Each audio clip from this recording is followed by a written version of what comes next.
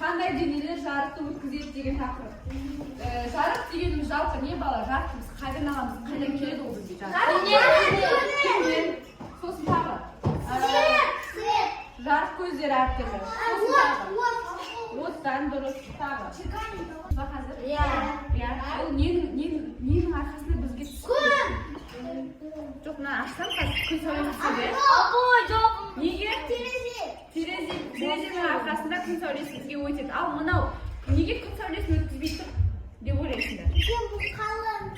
Қалың және ол не істемейді? Шағылыспайды балалар, иә? Шағылысатын нәрселер ол бізге күн сәулесін өткізеді. Біз енді қараңдар.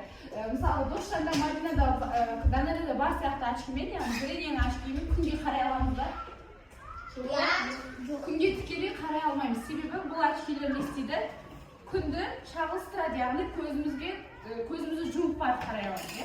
Ал анда кәдімгі сол очкилер бар ғой, әртүрлі қара түсті очкилер, немесе ондаймен қарай аламыз ба көзімізді ашып?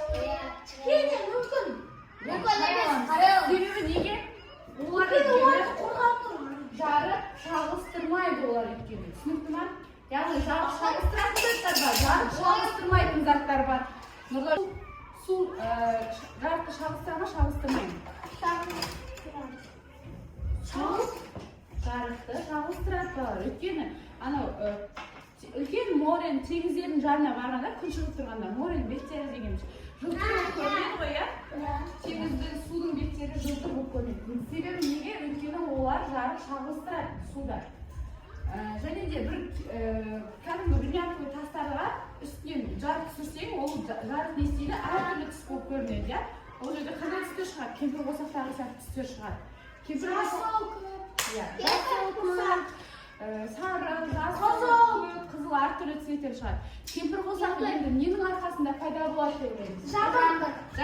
Жаңбыр жауып басылды. Сосын Жаңбыр жауып басылады, күн шығады. Күн шыққан кезде кемпірқосақ осында ненің әсерінен пайда болды? күннің Бұлай болады. Жаңбырдың тамшылары күннің сәулесімен шағылысады.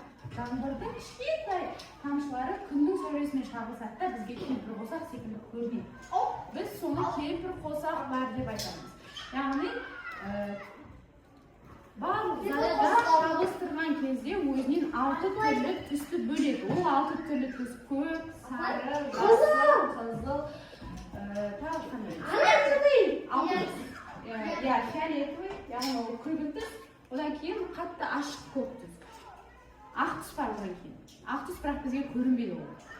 Өзі сол жеті түспен жеті түс. Ақ түс енді аспан көрінбейді ғой бізге. Енді соған көрейік. Денелер жарықты өткізеді. Мақсаты қандай денелердің жарықты өткізетінін білесің. Суреттегі жазу жарық көзі шамның жарығы түсіп тұрған сөзді оқып түзу жарық. Жарық дегеніміз не? Қандай жарық көздері болады? Жарық көздерін неліктен табиғи және жасанды деп атайды?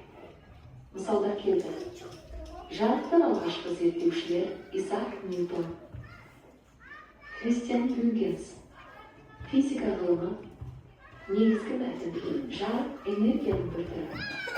Ол түрі ағзаларға дүниені көруге көмектеседі. Жарықтың өзі көзге көрінбейді, бірақ ол басқа заттарды көруге мүмкіндік береді. Біз затты көреміз, өйткені ол жарыққа шағылысады. Сен қараңғыда затты көруің үшін оған жарық түсуі қажет. Мөлдірлік. Күн ең басты жарық көзі. Күн сәулесі түзу сызық болып таралады.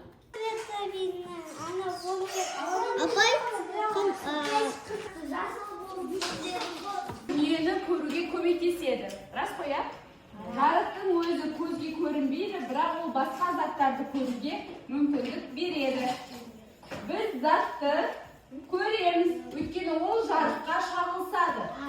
Яғни біз көзіміз жарыққа шағылысқан арқасында біз белгілі бір затты көре аламыз. Сен қараңғыда затты көруің үшін оған жарық түсу қажет. Яғни біз қараңғыда көрмейміз, ол бар.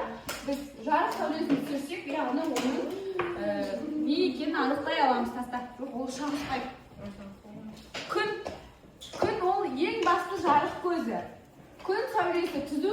болып табылады. Олар кедергіге кезіккенде әртүрлі таралады. Сәуле кейбір заттар арқылы өтіп кетеді. Оларды мөлдір зат дейді. Яғни біз терезе арқылы, немесе белгілі бір ормандарда ағаштарда жапырақтарында су болуы мүмкін, сол арқылы жапырақтарын шағылыстырып көрсетеді. Мөлдірлік дегеніміз ол дененің немесе басқа бір заттың жарық өткізгіштік қасиеті.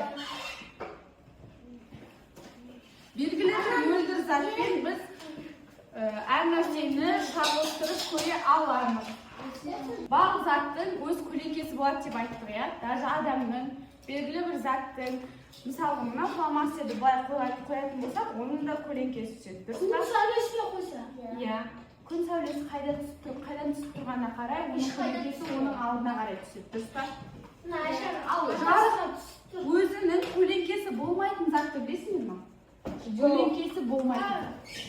Ондай зат бар екен. Білесіңдер ме ол не? Если потом все Оттың, яғни оттың көлеңкесі болмайды. Тройной. Қараңдар. Қайда? Базар. Тек спичканы ғана көріп тұрмыз ба, дұрыс па? Иә. Ал мынаның үстіндегі жалынды көрдіңдер ме көлеңкесін? Көлеңкесі бар ма екен? Жоқ. Апай, мен көрмедім. Тек спичка ғана көрінеді, иә? Дұрыс па? Ал оттың көлеңкесі көрінді ма? Артынан. Көрінбеді. Себебі балалар, оттың көлеңкесі болмайды екен, мүлде болмайды. Қалай оған қаншалықты жарық көзін түсірсек те, мынау спичканың басы ғана көрініп тұрды, әдемі болып, иә? Ал ары қарай оттың былай үшбұрыш болып жағынан отты көрдіңдер ме? Көрген жоқпыз. Сен көрдің бе? Көрмедім. Тек мынау спичка ғана көрінді, дұрыс па? Ал оның төбесінен мынандай от жанырақты ғой жаңа. Мынау оты көрінді ме? Көрінбеді. Тек мынау спичкасы ғана көрінді, дұрыс па? Яғни, ол мүлде жарық өткізбейді ол.